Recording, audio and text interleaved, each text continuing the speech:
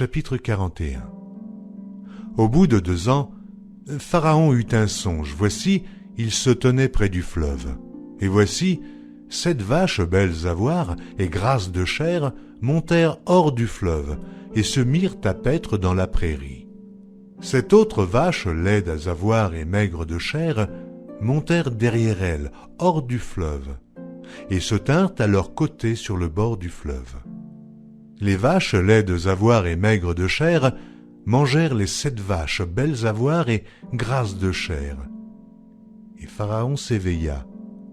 Il se rendormit et il eut un second songe. Voici, 7 épis gras et beaux montèrent sur une même tige. Et 7 épis maigres et brûlés par le vent d'Orient poussèrent après eux. Les épis maigres engloutirent les 7 épis gras et pleins, et Pharaon s'éveilla. Voilà le songe. Le matin, Pharaon eut l'esprit agité, et il fit appeler tous les magiciens et tous les sages de l'Égypte. Il leur raconta ses songes, mais personne ne put les expliquer à Pharaon.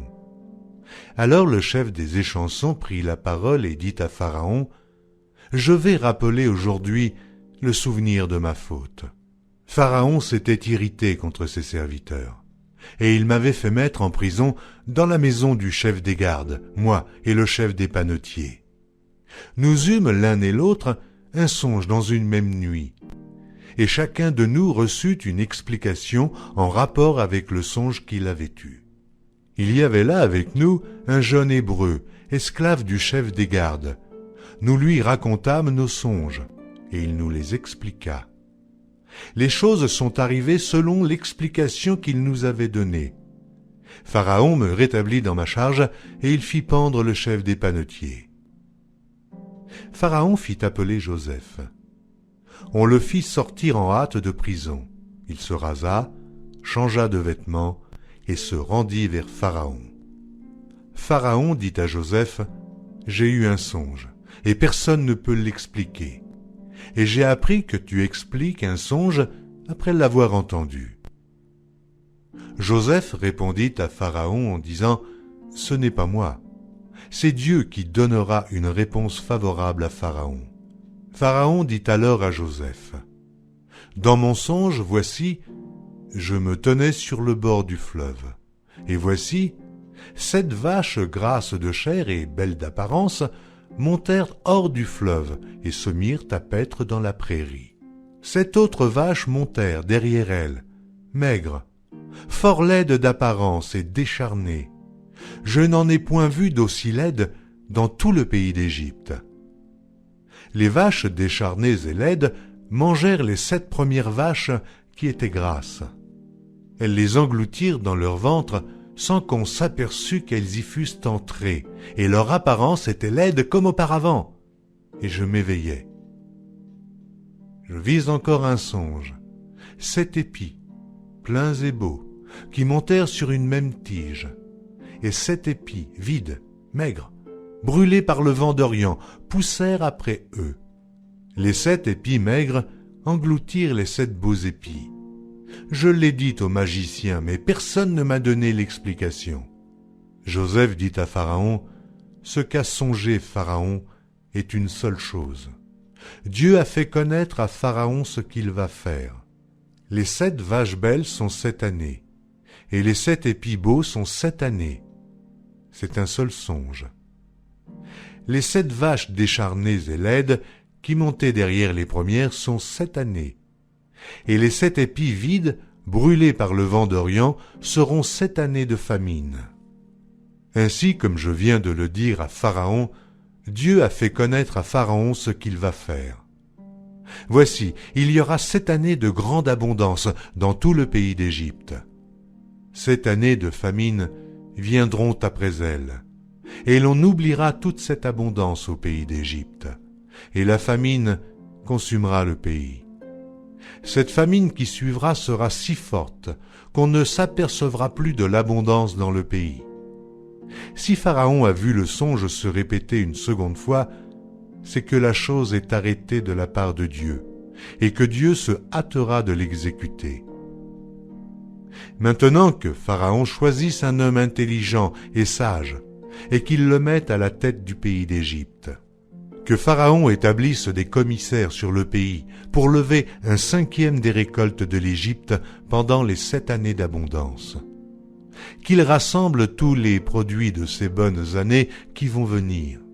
Qu'il fasse, sous l'autorité de Pharaon, des amas de blé, des approvisionnements dans les villes, et qu'ils en aient la garde. Ces provisions seront en réserve pour le pays, pour les 7 années de famine qui arriveront dans le pays d'Égypte, afin que le pays ne soit pas consumé par la famine. Ces paroles plurent à Pharaon et à tous ses serviteurs. Et Pharaon dit à ses serviteurs, « Trouverions-nous un homme comme celui-ci, ayant en lui l'Esprit de Dieu ?» Et Pharaon dit à Joseph, « Puisque Dieu t'a fait connaître toutes ces choses, il n'y a personne qui soit aussi intelligent et aussi sage que toi. Je t'établis sur ma maison, et tout mon peuple obéira à tes ordres. Le trône seul m'élèvera au-dessus de toi. » Pharaon dit à Joseph, « Voici, je te donne le commandement de tout le pays d'Égypte. » Pharaon ôta son anneau de la main et le mit à la main de Joseph. Il le revêtit d'habits de fin lin et on lui mit un collier d'or au cou. Il le fit monter sur le char qui suivait le sien. Et l'on criait devant lui, « À genoux !» C'est ainsi que Pharaon lui donna le commandement de tout le pays d'Égypte. Il dit encore à Joseph, « Je suis Pharaon, et sans toi, personne ne lèvera la main ni le pied dans tout le pays d'Égypte. » Pharaon appela Joseph du nom de Tsaphnath-Panéach, et il lui donna pour femme Asnath, fille de Potiphéra, prêtre d'On.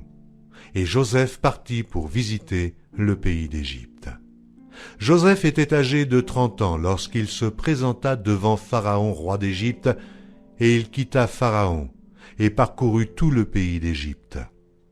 Pendant les 7 années de fertilité, la terre rapporta abondamment.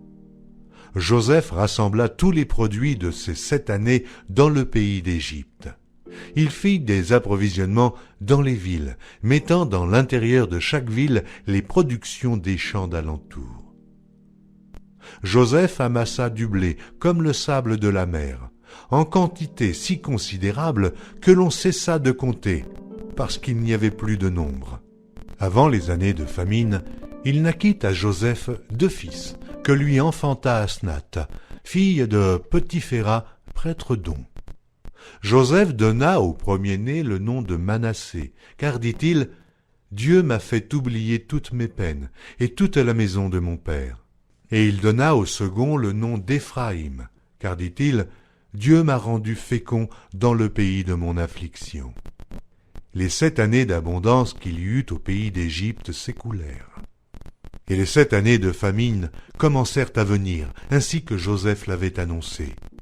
Il y eut famine dans tous les pays, mais dans tout le pays d'Égypte, il y avait du pain. Quand tout le pays d'Égypte fut aussi affamé, le peuple cria à Pharaon pour avoir du pain. Pharaon dit à tous les Égyptiens, « Allez vers Joseph, et faites ce qu'il vous dira. » La famine régnait dans tout le pays. Joseph ouvrit tous les lieux d'approvisionnement et vendit du blé aux Égyptiens. La famine augmentait dans le pays d'Égypte. Et de tous les pays on arrivait en Égypte pour acheter du blé auprès de Joseph, car la famine était forte dans tous les pays. Chapitre 42. Jacob, voyant qu'il y avait du blé en Égypte, dit à ses fils, « Pourquoi vous regardez-vous les uns les autres ?» Il dit, « Voici, j'apprends qu'il y a du blé en Égypte. Descendez-y pour nous en acheter là, afin que nous vivions et que nous ne mourions pas. » 10 frères de Joseph descendirent en Égypte pour acheter du blé. Jacob n'envoya point avec eux Benjamin, frère de Joseph, dans la crainte qu'il ne lui arrivât quelque malheur. Et les fils d'Israël vinrent pour acheter du blé, au milieu de ceux qui venaient aussi, car la famine était dans le pays de Canaan.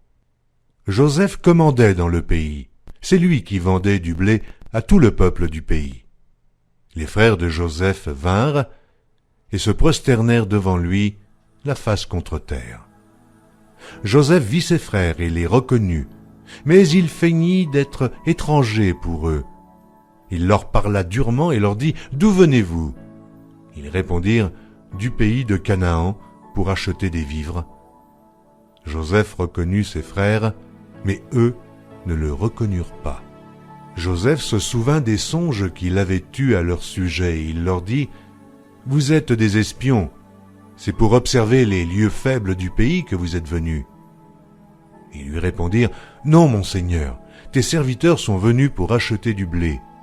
Nous sommes tous fils d'un même homme, nous sommes sincères, tes serviteurs ne sont pas des espions. » Il leur dit « Nullement, c'est pour observer les lieux faibles du pays que vous êtes venus. » Ils répondirent « Nous, tes serviteurs, sommes 12 frères, fils d'un même homme au pays de Canaan. Et voici, le plus jeune est aujourd'hui avec notre père, et il y en a un qui n'est plus. » Joseph leur dit « Je viens de vous le dire, vous êtes des espions. Voici comment vous serez éprouvés. Par la vie de Pharaon, vous ne sortirez point d'ici, que votre jeune frère ne soit venu. Envoyez l'un de vous pour chercher votre frère, et vous, restez prisonniers. Vos paroles seront éprouvées, je saurai si la vérité est chez vous. Sinon, par la vie de Pharaon, vous êtes des espions. » Et il les mit ensemble 3 jours en prison. Le 3e jour, Joseph leur dit « Faites ceci, et vous vivrez. Je crains Dieu. Si vous êtes sincères, que l'un de vos frères reste enfermé dans votre prison, et vous, partez, emportez du blé pour nourrir vos familles, et amenez-moi votre jeune frère, afin que vos paroles soient éprouvées et que vous ne mouriez point. » Et ils firent ainsi. Ils se dirent alors l'un à l'autre, « Oui, nous avons été coupables envers notre frère, car nous avons vu l'angoisse de son âme quand il nous demandait grâce, et nous ne l'avons point écouté.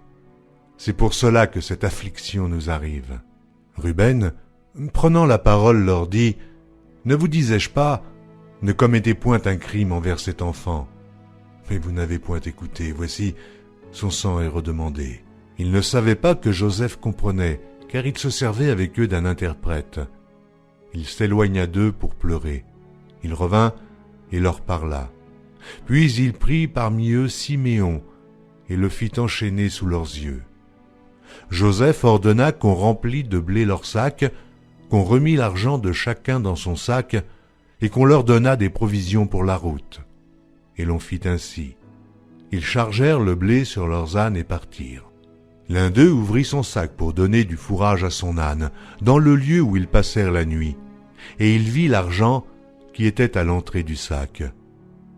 Il dit à ses frères, « Mon argent a été rendu, et le voici dans mon sac. » Alors leur cœur fut en défaillance, et ils se dirent l'un à l'autre en tremblant, « Qu'est-ce que Dieu nous a fait ?»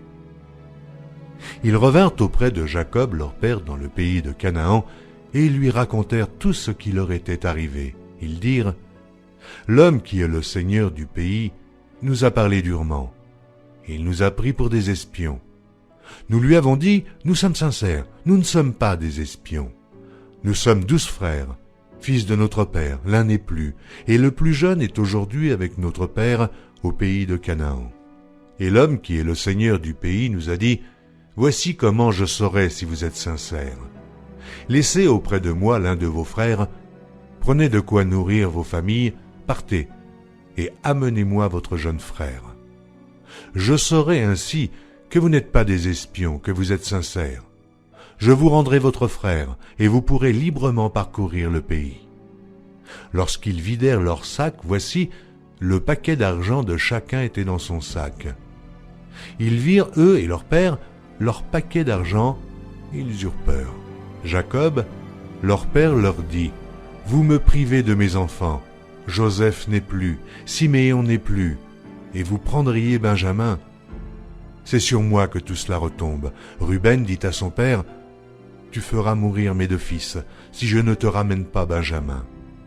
Remets-le entre mes mains, et je te le ramènerai. » Jacob dit, Mon fils ne descendra point avec vous, car son frère est mort, et il reste seul. S'il lui arrivait un malheur dans le voyage que vous allez faire, vous feriez descendre mes cheveux blancs avec douleur dans le séjour des morts.